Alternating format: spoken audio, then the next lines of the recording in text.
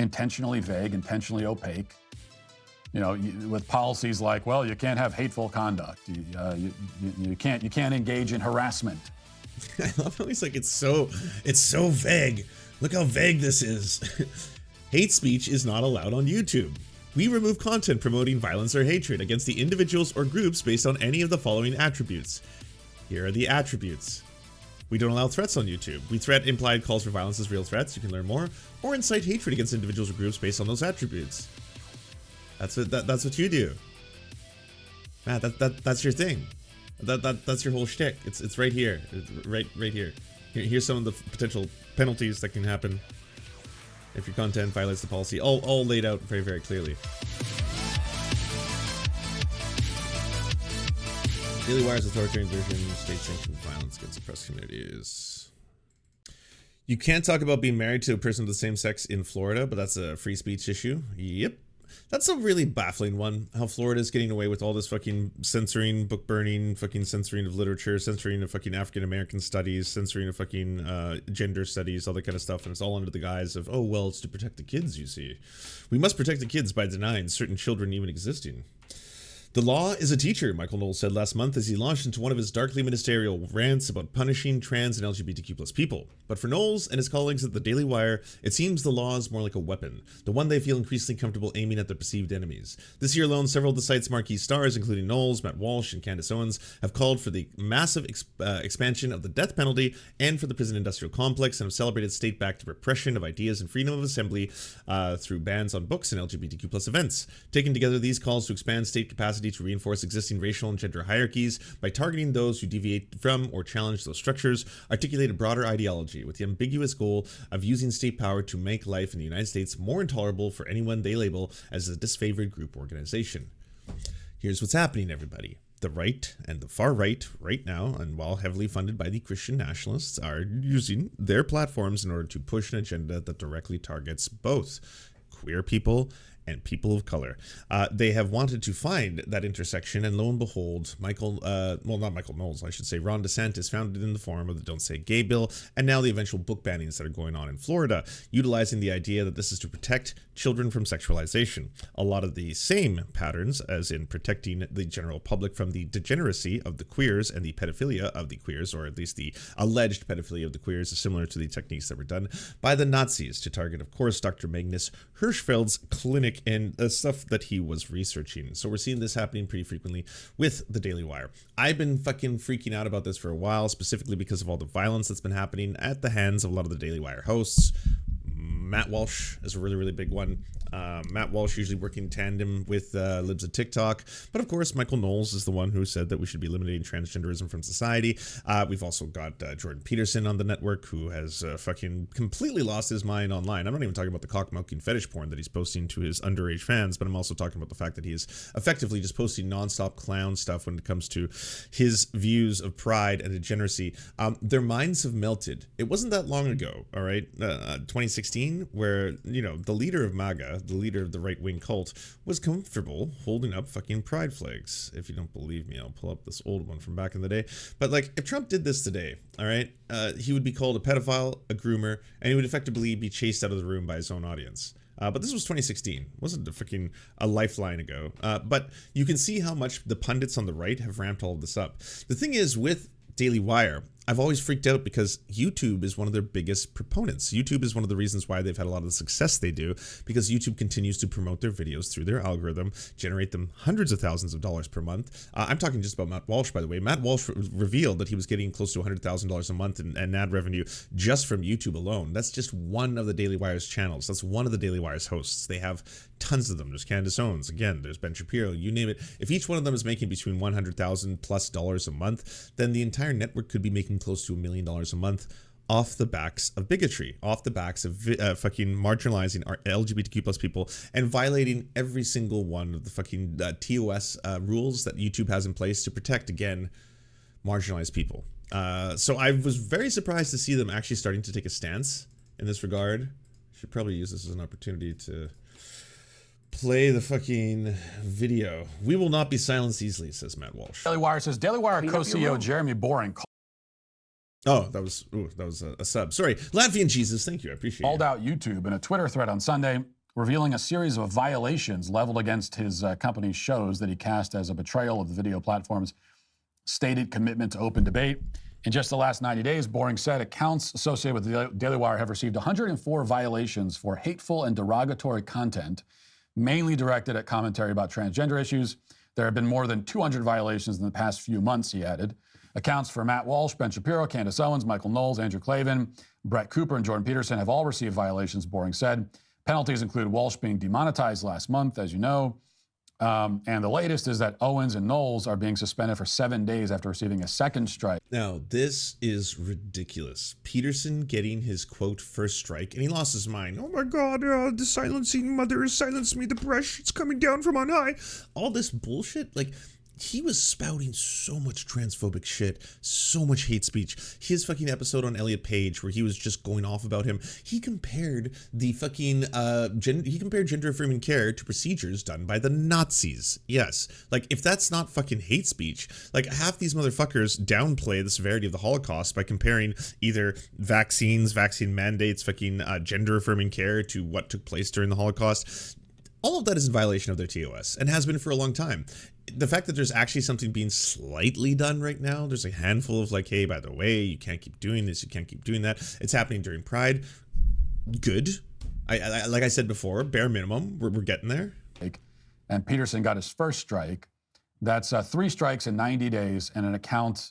Well, once you get 3 strikes, the account is deleted. That's what happens. Can happen. In my case, because a whole bunch of baddies flagged one of my channels, no strikes, no nothing, channel just gone. Twice. Both the Serf Times and just youtube.com/thesurftv. Both channels have just been taken down completely. If you get enough people and you have a small enough account, even actually the Serf Times had over 50,000 subs. Never mind, that wasn't a small account. Like even with a 50,000 sub account, we still got fucking just deleted when enough fucking right-wingers, snowflakes who want a safe space, who don't like criticism, all of a sudden lose their minds and they all start being like, "Oh, hate speech, flag it for hate speech, tee-hee, ooh-woo, we'll see what happens." So apparently, Candace Owens and Michael Knowles are on their second strike. All YouTube has to do is find some sort of pretense to give them a third strike, and they're banished from the platform forever. Boring said, quote, everyone knew the truth then, just like everyone knows men are not women. YouTube only does more damage the longer it keeps its finger on the scale. The Daily Wire has taken a firm line against the radical transgender craze, especially when it comes to minors being subjected to irreversible chemical and even surgical treatment. So this is what's happening, and it's all about the trans issue. So it's, like I said, 100 violations. Almost all of them have to do with the trans issue. Yeah. You keep saying the issue. You also keep saying the debate. There is no debate. People's existence is not up for debate. Y'all are living in the fucking Stone Ages when it comes to your understanding of the science behind this, and you're using it to reinforce bigotry. You're then trying to hide behind the guise of free speech when you're being bigots. Like, if people were doing fucking, skull measuring, calipers, phrenology, and then all of a sudden we're like, oh, well, the newspapers are no longer publishing our stories on the differences in skull sizes between the Anglo-Saxon skull and the fucking inferior skulls. I don't understand this. It's like, these are private corporations. YouTube's a private corporation. Spotify's a private corporation. Apple Music's private. These are all private corporations. There's no free speech on private corporations. I don't get free speech. You don't get free speech. The only people who control the speech are the corporations. That's just the way this is going to go. So as long as that is the fucking case, yes, I would like to see corporations, in this case, fucking follow the TOS and ban these kind of fucking bigots from spreading their fucking hate speech. And they also are violations of policies that are not written anywhere, that have not true. YouTube hate speech policy. We can watch it again. It's a cute little video. Tell me, yes or no, Chad, whether or not fucking every Daily Wire person violates all of these. It's not written anywhere, even though it's got its entire own page. no way of knowing what the rules are. Let me tell you, hate speech is not allowed on YouTube. We remove content promoting violence or hatred against individuals or groups based on the following attributes: age, caste, disability, ethnicity, gender identity, expression, nationality, race, immigration status, religion, sex, gender, sexual orientation, victims of a major violent event or their kin, veteran status. If you find this violates the policy, report it. Instructions for reporting violations on our community guidelines are available here. And then in more detail. True or false? Ooh, if so you make a nice. video that compares people to animals or bugs because of their race or nationality, that could result in a strike on your channel. The answer is true. Hate speech is not allowed on YouTube. We remove content promoting violence or hatred against members of protected groups, including but not limited to race, gender, sexual orientation, or religious affiliation. We may allow content that includes hate speech, like news coverage of world events, if the primary purpose is educational, documentary, scientific, or artistic in nature. But this is not a free pass to promote hate speech, and it's important that the purpose of the video is not to directly encourage violence or promote hatred against individuals or groups. Let's take a look at a few examples. It's A weird how it keeps creator happening, uploads though. a video using slurs to describe members of a religious group and goes on to say the world would be better off without these people. In another video, a documentary features interviews with people from two different religious groups, during which the interviewees use derogatory words. Do either of these videos violate our community guidelines? Yes. The first video violates our hate content policy. YouTube does not allow use to of this slurs page? Of with the course. intent to attack, dehumanize, or degrade members of protected groups. Here you are. But what about a documentary that shows people promoting hate speech? Would that be okay? To learn that and more about our policies around hate content, go to the YouTube Help Center article linked here. So, very clear. Exceptionally clear. It's quite clear. The thing for me, knowing this, by the way, has been that, like, I've just been surprised that YouTube hasn't done shit all about it for so long. Like, things were getting so bad at one point. Like, I'm not even talking about when the fucking power grids were being shot out in the United States. What about the bomb threats? Multiple bomb threats to children's hospitals. And you can point towards a handful of people on your network who, yes, are regularly promoting hatred towards teachers, nurses. Here's all their information. Here's all their publicly available information. Here's all their emails. Here's the phone numbers of the hospitals and the schools. Here's how you can find them. We now know our mission. Let's get out there. Let's do something about this. Let's fucking do this. Like, at that point, I would assume that's when YouTube would have had to take a step back and be like, holy fuck. Like, you know, some of the biggest channels in the fucking, you know, right-wing pundit fucking sphere right now are directly resulting in bomb threats to children's hospitals. We should probably take a stance against that. That we're not. But then you can't tell who, right? Was it Matt Walsh, or was it Libs of TikTok, or was it Tucker Carlson, or Andy No? Which one of those fucking scamps was responsible? You'll never truly know. Not told to anyone ahead of time. So YouTube basically just decided a few weeks ago that quote unquote misgendering is now going to be a violation of their terms of service. They never said that before. This website got an update. So the earliest date I have of changes was June 5th, 2019. 2019. It's been out there for a while, actually, in very clear policy language. Yeah. That was never said, but they decided it. It was, though.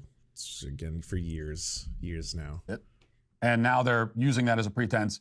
And they're also, it's not even like, okay, we've changed our policy, and this would be bad enough.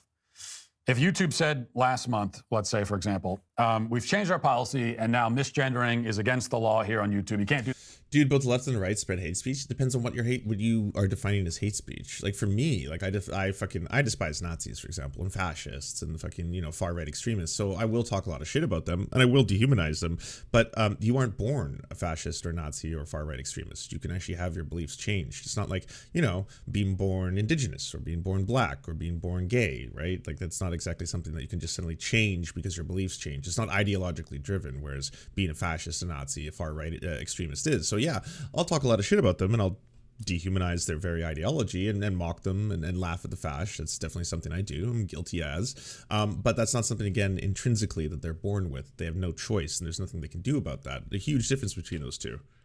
Do that anymore. If you do that, we're going to kick you off. And if you do that from now on, we're going to kick you off. That would be bad enough. But they're not. That's not even what they're doing. They are effectively changing the rules and then retroactively imposing those rules. So this one is actually half true, but it's not new. They didn't just change the rules. Again, 2019 was the earliest date we have of those policies being enacted. Right now, they are actually enforcing some of them. That's the difference. That's the part where I'm like, okay, cool. But credit for that. On content that was made before the rule was changed. Now, they'll claim that they're not changing the rules at all because they never said that you could, quote unquote, misgender. 2019. You made these videos after 2019, Matt. Sorry. None of this is factually correct. Yes, but it was never stipulated. Yes, it was. Very And, clearly. you know, so they made cute little animated videos to explain it to you, little animations and stuff, just in case reading the actual article was a little bit too much. There was a whole cartoon that could probably brief you on why some of the things that you're doing on a regular basis are violating a lot of those policies. thousands of videos were posted on the platform every month for years with people using biologically correct pronouns, and they never said any. So no, again, just spreading hate speech, misgendering intentionally for the purposes of dehumanizing groups of people who are marginalized in society. And I'll agree with you there, though. I'm surprised it went on for as long as it did without any care. I'm also surprised that YouTube is finally taking a stance now. I mean, it's good. It's good. I mean, of all time. Is this supposed to be like a pride gift, YouTube? Because honestly, it'd be nicer if you just did this on a regular basis. It'd be nicer if you just protected queer folk on a regular basis. Not just like once a month, promote a whole bunch of the really famous queer people to the front of the site and be like, we care deeply about uplifting voices of the most famous celebrities that are already famous and established. And then also at the same time be like, oh, we're also going to finally enforce some of our policies against this massive hate network that we have been profiting handsomely off for a long time. For a long time.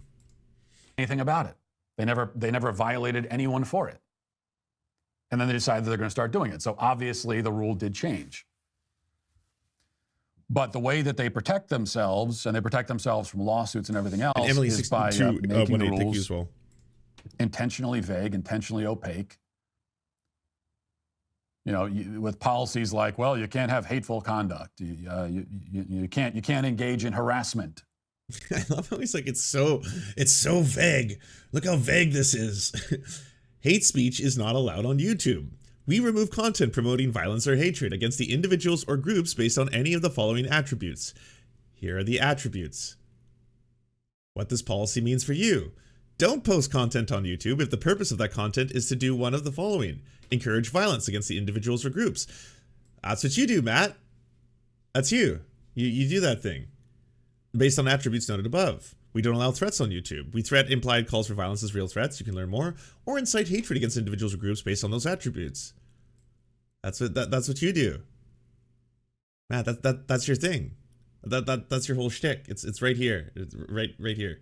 Here's some of the potential penalties that can happen if your content violates the policy. All laid out very, very clearly. What does harassment mean?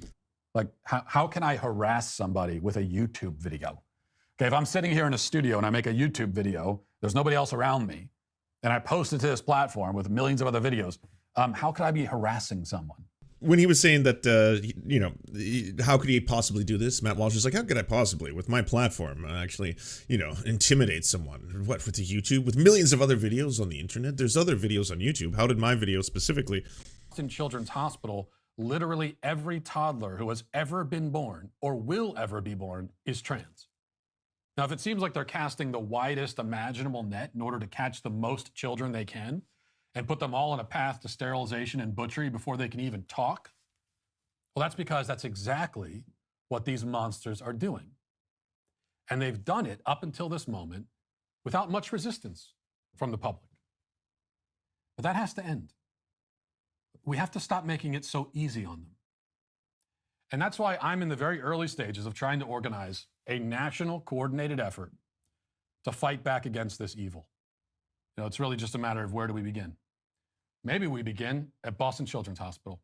Boston Children's Hospital says its staff is being threatened and harassed now after far-right activists on social media posted misinformation claiming they perform gender-affirming hysterectomy procedures on young girls. The hospital says it's not true. They do not perform those procedures for anyone under the age of 18. Boston Children's Hospital says it is proud, though, to be home to the first... It is, and that's the goal, right? Like, that's the fucked up thing, is it is terrorism at the end of the day. Like, you know, they like to downplay the use of the term stochastic terrorist, fine. The plausible deniability that each one of these motherfuckers gives each other, the Matt Walsh that gives the fucking Andy No, that gives the fucking Libs of TikTok, that gives the fucking Billboard Chris, that gives to Tucker Carlson, you name it, the entire way down, every single one of them, just because you're all doing the same thing and you're getting results that you wanted. There was multiple stories that came out. It wasn't just the Boston Children's Hospital got multiple bomb threats, which it did. Teachers, nurses, doctors, you name it, people across the board, every single time. Haya and Matt Walsh teamed up to point out, hey, this individual, here's their email, here's their fucking public school district number. Boom. Tons of death threats, tons of fucking, we're gonna murder you, you better unalive yourself, all this kind of shit. You could look at the impact that Libs of TikTok was having, where they would make a specific post about a social media account that otherwise does not get any traction, and then just see the spikes in the replies that would come every single time from just angry people who think that they're doing the right thing by hunting all these quote-unquote groomers and pedophiles that Matt Walsh and Michael Knowles and fucking Ben Shapiro are telling them to do. Is that what they mean? Does it mean that, you know, if I go on YouTube and I give out somebody's home address and I say, okay, everyone grab your pitchforks and go to this person's house? You posted like all the publicly available, granted publicly available, but publicly available information about these hospitals. Well, obviously you can't do that. Is that what you mean? Well, no, they don't mean that. Well, they mean, yeah, you can't do that. But now they decided that if you just use the word him in relation to a man who prefers to be seen as a woman, now that's harassment. Didn't say that before, they never stipulated that before, but they keep it vague just for this exact reason. It's actually not vague, it's very easy. It's one of those things where, like, yeah, I understand you don't like using pronouns the way you have your entire life. So the question is, why are they doing this now? I mean, like I said, they're for years and years and years, thousands of videos posted to their platform every month with people speaking openly and honestly about the trans issue, using biologically correct pronouns, all the rest of it. And that was the case for years. It was never an issue. It was never a problem. And now they've decided that it is. And why is that? Well, they've decided to enforce it. It was always a problem. Like I said, these rules were established and updated as far back as 2019. Answer is obvious, because we're winning. Like, we're having a major impact. So you can look at the legislation that's changed. You can look at cultural changes. You can look at the polls and surveys and all that, and see the way that public opinion is shifting in our direction on this issue. And all of that is a good indication that we're having success. But you really don't need any of it. Like, if you look at his history, by the way, we investigated our local hospital gender butchery clinic. Here's what we found. I provided video evidence that Vanderbilt is performing gender-affirming double mastectomies on minors, a fact beyond dispute. They're also giving chemical castration drugs and irreversible hormones to children, a fact beyond dispute, and is supported by the documentation. Wonder if anyone was saying anything bad to Vanderbilt afterwards.